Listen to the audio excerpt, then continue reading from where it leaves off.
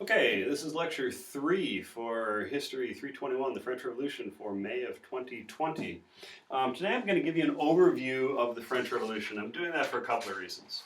The first is that the revolution is really confusing. There are all sorts of different stages. There are multiple constitutions. They switch calendars in the middle of it. There are lots of different people who are going to come across the stage. And there's also there's multiple names, I'll say it that way. There are multiple names for what we would call the Congress or the Parliament in France. And so that switches back and forth all the time also. So I think it's helpful to keep all that straight, to have sort of an overview of where we're going and what's happening. But there's a second reason, which is perhaps even more important, which is that I think it's really important for some of the readings that we're going to be doing that you understand the whole revolution. Because, for instance, we're going to be reading the Furet reading in a couple of days, and that really talks about the terror, etc. And so you have to have some idea what that is because he's going to mention it, right? So let me just go over the overview of the French Revolution. The French Revolution has several stages. Essentially, it has this revolutionary moment, it has a moderate stage, it has a radical stage, and then it has a sort of a downtime until finally a strongman takes over. So the revolution happened for a lot of reasons, and I'm going to go into a lot of reasons over the course of future lectures. But for right now, I'm just going to say that the revolution was precipitated because the French government was broke.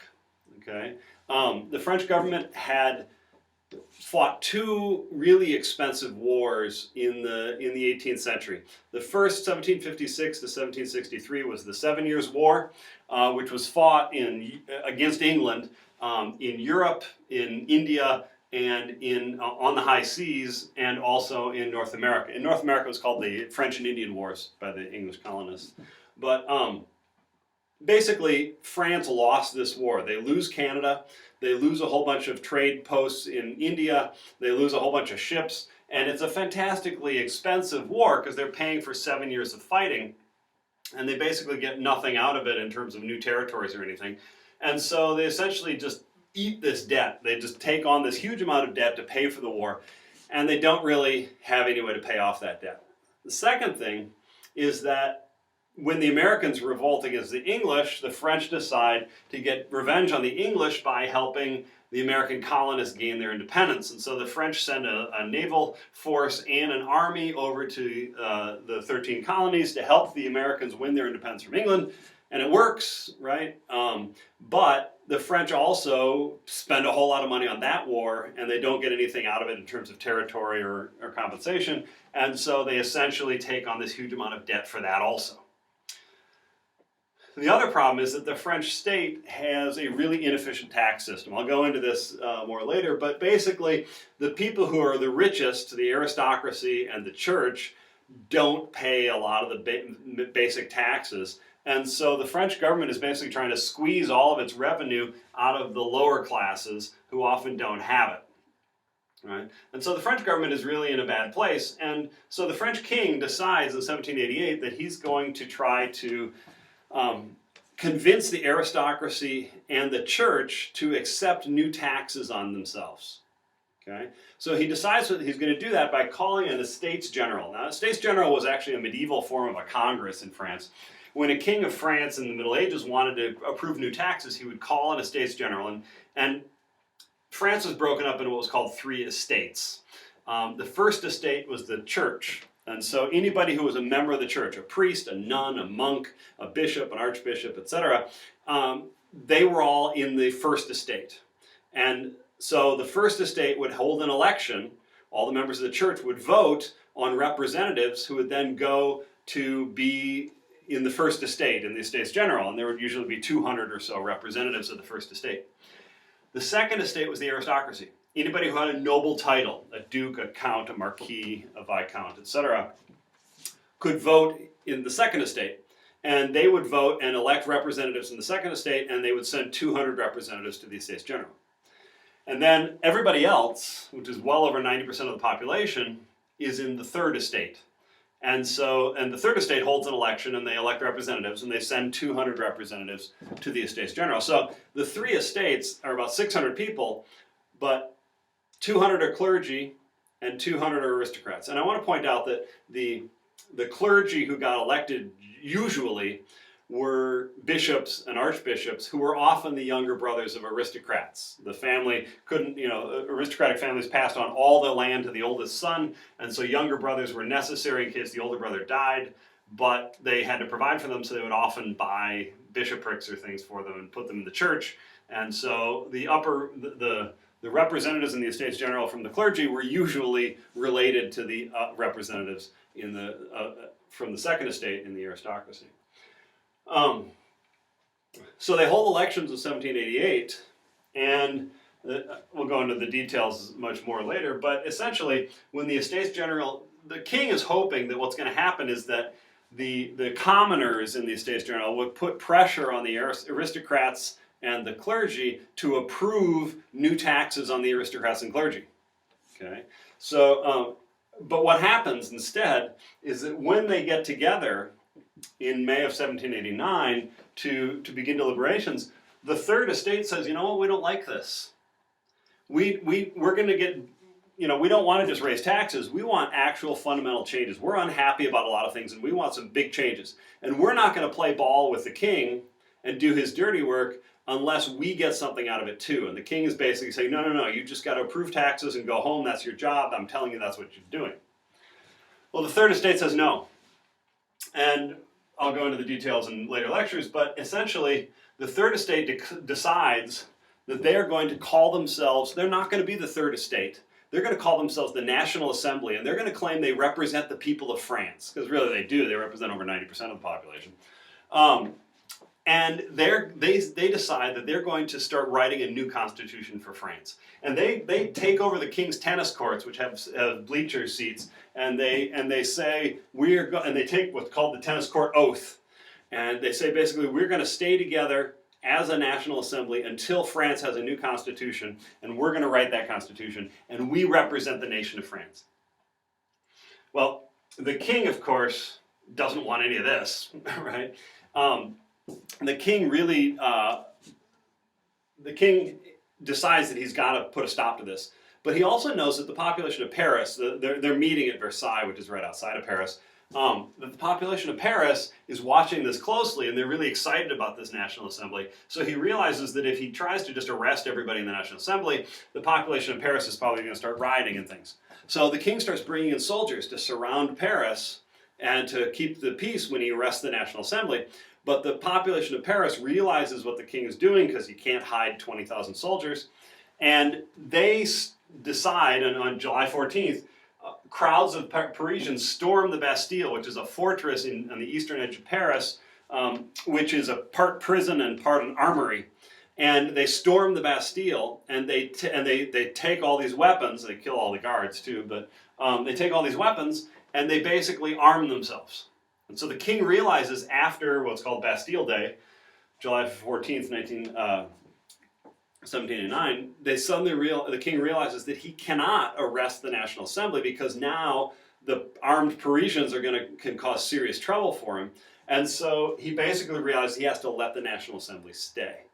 So then the king he says, I don't want the bunch of radicals in the National Assembly to just start writing a constitution. So the king tells the aristocrats and the clergy, the first two estates, tells them to join the National Assembly. So basically now, the Estates General, where it was 600 representatives before, actually it's more than that for reasons I'll go into in a later lecture, whereas it was three estates, it's now one National Assembly. And this National Assembly would basically exist until fall of 1791, and they would carry out the first stage of the revolution. And you keep in mind here that the National Assembly then is made up of a bunch of commoners who are often pretty radical, but 2/3 of it is clergy and aristocrats who are often not very radical. Right? So once the king recognizes the National Assembly, this brings us to what's called the moderate phase of the revolution. And this moderate phase of the revolution basically lasts from 1789 till 1791, or maybe early 1792. You know, the boundaries are fuzzy. But the moderate revolution does several things. And right away, the National Assembly, there are members of the National Assembly who have some ideas about what they'd like to see happen. They have some really clear ideas about how they would like the changes to be made. And they really want to dismantle the old social structures in the French Revolution. I'll talk about those. They've got some clear ideas on what they want to do. So they managed to push through a number of things almost right away through the National Assembly. The first is that the National Assembly adopts what's called the Declaration of the Rights of Man and Citizen. And this is sort of like the Bill of Rights in the United States Constitution. It's basically a set of rules for the government and the population. It basically says the population has to do these things, obey the law, pay taxes, serve in the military, etc. But the government, in return, guarantees the rights of the population not to, do X, Y, and Z, right? And so it's a list of things that the government cannot do to citizens. It's also a list of things citizens are supposed to do to support the government. This is a very Enlightenment ideal, and one of the interesting things about it is the Declaration of Rights of Man and Citizen makes no allowance for aristocrats or clergy having different rights than anybody else. Everybody has the same rights. Okay? The second thing the National Assembly does is they abolish feudal privileges. Now, in France before this, and I'll go into this in much more detail in a later lecture, every piece of land had a lord, and sometimes the lord was an aristocrat, sometimes the lord was the church. But every piece of land, you had somebody who owned the land, but whoever was the lord of the land got to take certain stuff from the land. So if a peasant's working on a farm, he might own the land, but he still has to pay the lord a certain percentage of his harvest and a certain fees and dues and things like that. And I'll go into that in much more detail in a later lecture. But basically, these feudal dues are just sort of a tax on everybody that they pay directly to aristocrats or the church. Well, the National Assembly gets rid of that, which gets rid of this huge conduit for money to the aristocracy and to a lesser extent the church. The third thing that the National Assembly does is it decides to nationalize the church. And what that means is that you remember that the whole revolution started because the French government was broke and had all this debt. And so the National Assembly decides the best way to handle that is to seize all the property owned by the church in France. So they take control of all the land, all the churches, all the monasteries, all the convents, everything the church owns. They nationalize it. They make it part of the property of the nation, of the government of France, and then they make every clergyman, every member of the church, an employee of France. And then they're going to sell off the land and use the money to pay off France's debt. As you might imagine, this angers a lot of people. The Pope first and foremost, but a lot of Catholics in France don't like it. And I'll get into, they require the clergy to take an oath of allegiance to the new national government, which makes a lot of people very angry, including a lot of priests. We'll get into that later. So those are three things the National Assembly does pretty quickly. But the big job for the National Assembly is that they want to write a constitution for France. Before this, the king was the absolute authority, source of all law in France. So the king wrote whatever laws he wanted, and the king, was in charge of the whole court system, and there was no legislature. The king just wrote laws. Now they want to create a legislature, and they want to create rules that limit the king's powers to the Constitution. France had never had a written constitution before, so the National Assembly would take the next 2 years to work on a constitution. And the reason it took 2 years is because the National Assembly is, first of all, it's made up of 2/3 of its aristocrats and clergy who are not sure this is a whole thing is a good idea. They have to be convinced. But they also want the king to buy in on the Constitution, right? Because the Constitution, nobody's talking about getting rid of the monarchy yet. Well, some people are, but we'll get into that.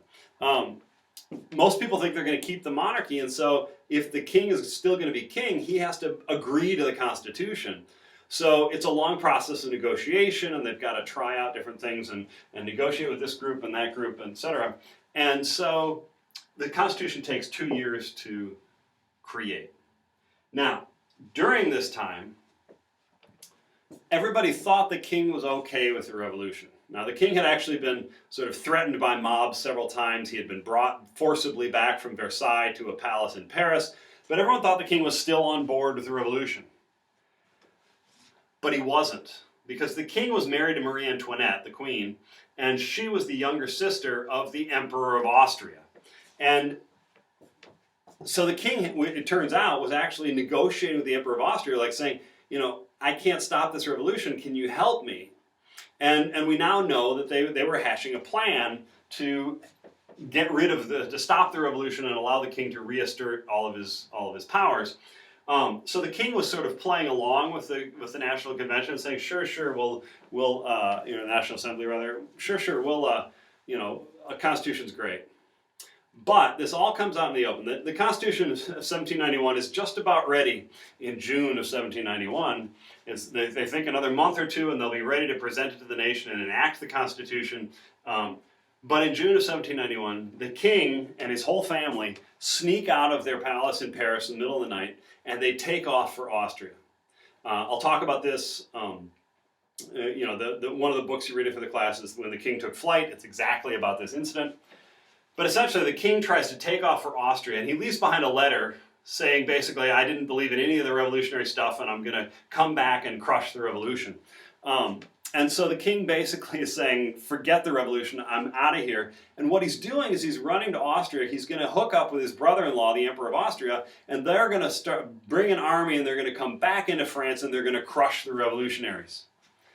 So clearly the king has suddenly announced that he's not on board with the revolution. He hates it and he's going to try to destroy it.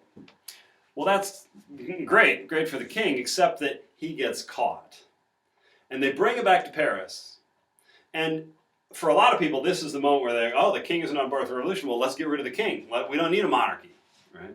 But for the National Assembly, this is a problem.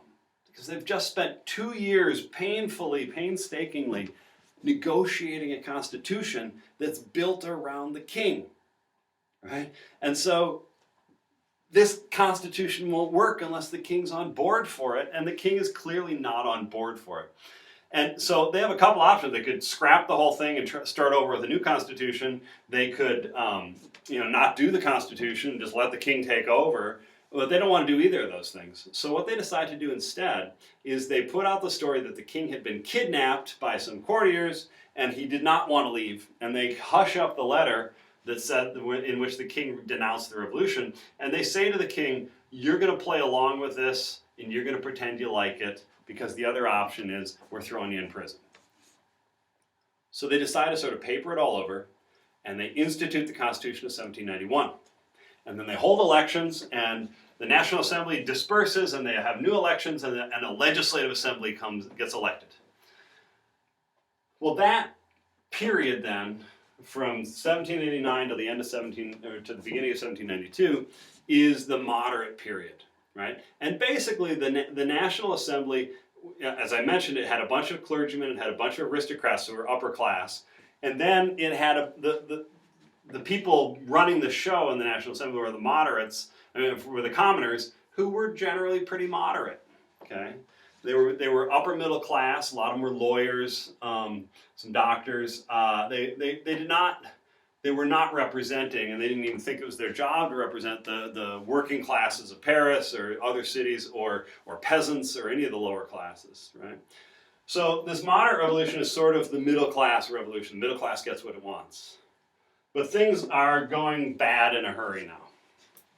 Because essentially, once Austria realizes the king got caught and he can't leave, Austria decides that the next option, if the king can't get out of France, they're going to have to go rescue him. And so basically Austria starts getting ready to invade France with an army to crush the revolution. And Austria gets joined by the Kingdom of Prussia, which is the kingdom in what's today Germany. So in early 1792, it becomes apparent that Austria and Prussia are angling to invade France. And so the new legislative assembly decides they're just going to head off the process they decide to declare war on Austria and Prussia. So in early 1792, war breaks out between Austria and Prussia on the one hand and France on the other. Now, this war would, basically, France was going to be at war most of the time for the rest of the French Revolution. They're going to be at war from 1792, more or less. There's a couple of years where they're at peace in between, but basically from 1792 to 1812, which is like 20 years, they're going to be at war. And the war puts enormous pressure on the French revolutionary government because it demands enormous resources, and they have to get those resources somewhere. It also demands that people make sacrifices for it. And that means that a lot of people are not going to be on board with the war effort. And Austria and Prussia clearly want to destroy the revolution, so the stakes are much higher. Right? So Austria and Prussia invade in April 1792, and the French military is not doing well. The French military is actually most of the officers in the French military before had been aristocrats, and many of them have fled the country now, and others refuse to serve, and even the ones who do serve have a nasty habit of sort of defecting to the other side all of a sudden. And so the French army is really kind of a shambles, and they start losing and losing and losing. And the Austrians and Prussians start marching pretty methodically towards Paris. And they even issue a declaration saying that when they get there, they're going to crush the revolution and punish the revolutionaries. So everybody knows that when the Austrians and Prussians show up, there's going to be a bloodbath because they're going to crush the revolution underfoot. Well, this leads to a crisis. In August as the armies get closer and closer, lots of people the people of Paris start to get kind of panicky and kind of skittish, and they don't think that the French government, the Legislative Assembly, is doing enough. And so they decide, well, first of all, they want to, they know that the Austrians and Prussians are coming to save the king, so they start to see the king as basically a traitor. They also know that they need to raise more soldiers to fight the Austrians and Prussians, but the sort of radical revolutionaries in Paris don't want to leave that if they're worried because they have a huge number of people in prisons, opponents of the revolution, old aristocrats, clergy, anybody who's opposed the revolution. They've got them in prisons, and they don't want that to become like those people that break out of prison and suddenly become a counter-revolutionary force when all the revolutionaries are off fighting the Austrians and Prussians. So what happens is that in August of 1792, crowds of Parisians march on the king's palace, and they're basically gonna go throw out the king. They're gonna do violence to him. They're probably gonna try to kill him. The king is protected by a bunch of Swiss guards, and while the mobs are fighting the Swiss guards, the king sneaks out the back of the palace and runs across to the Legislative Assembly and says, "Save me." And so the Legislative Assembly members, they literally throw him in a closet, and they say, "Okay, we'll have to figure out what to do with him next." But the crowds storm the king's palace, and then they start to threaten the National Assembly. They say, "We don't want a king anymore. We want a republic." Okay? And so in on September 21st, 1792, the Legislative Assembly proclaims a republic in France. They basically depose the king and proclaim a republic. Now, the French army finally gets its act together, and actually the day before that, they actually won at the Battle of Valmy, which was just outside of Paris, and they stopped the Prussians and Austrians at Valmy with this big victory. So Paris is saved, but now it's a republic. And so what's going to happen? Well, the first thing the Legislative Assembly has to do is they decide they really have to mobilize the whole nation for the war. So they do a levée en masse. They have a mass. They basically declare everybody as eligible for military service, and they start drafting people all over the place. And they form a new committee called the Committee of Public Safety.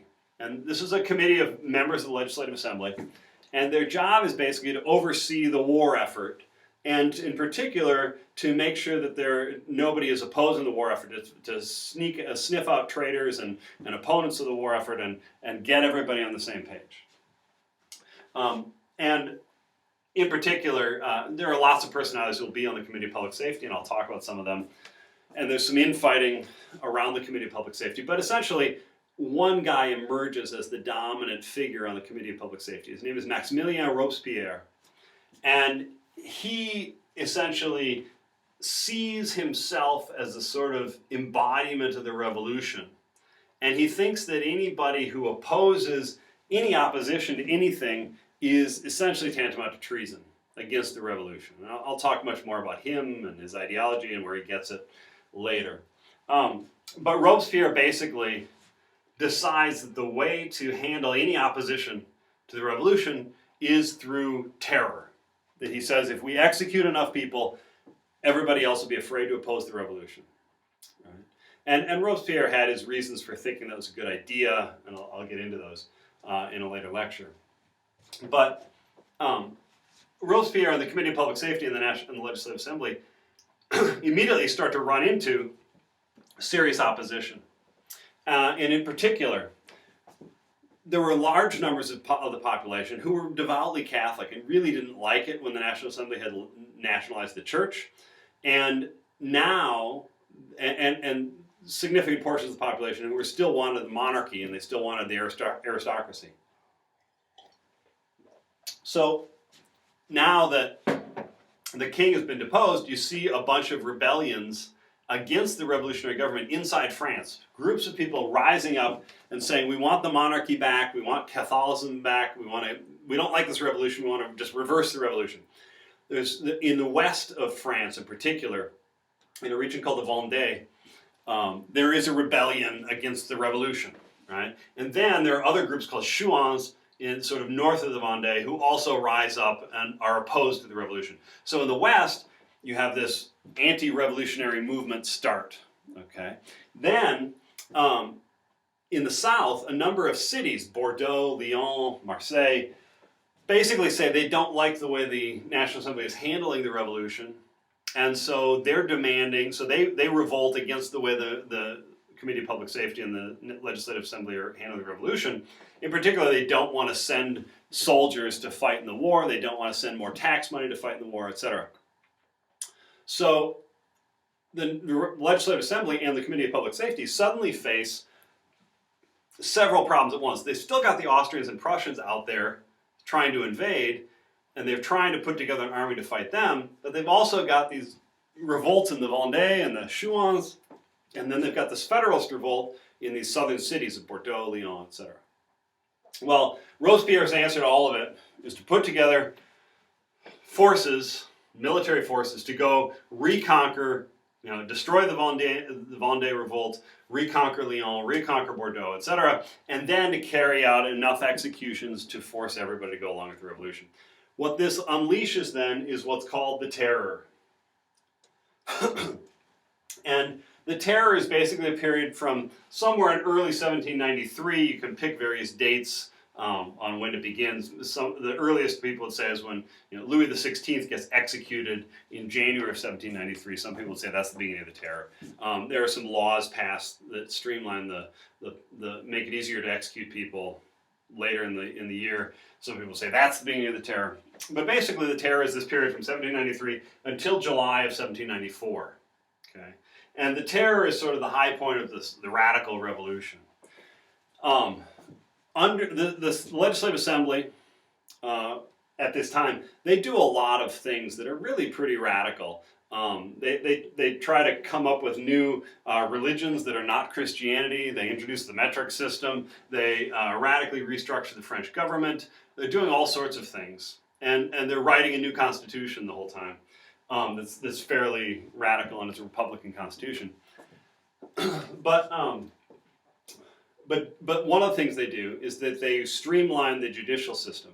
If somebody is accused of being an opponent of the revolution, they can be arrested, put on trial, and judged all in one day. Okay? And the way the system is set up, the person who's accused of being against the revolution is not allowed to confront their accuser. They're not allowed to have a lawyer. They're not allowed to see the evidence against them. They get interviewed by a panel of judges, and the panel of judges look at the evidence and they make a decision. And the judges only have two options. They can acquit the person and let them go, or they can execute them. And so, as you can imagine, this leads to a lot of executions. And at the high point of the Terror, there are days in Paris where they're executing 200 people a day at the guillotine. But they also send out revolutionary armies to the south of France and to the west of France to put down these revolts. And when they put down the revolts, they carry out mass executions there also. And I'll talk much more about this.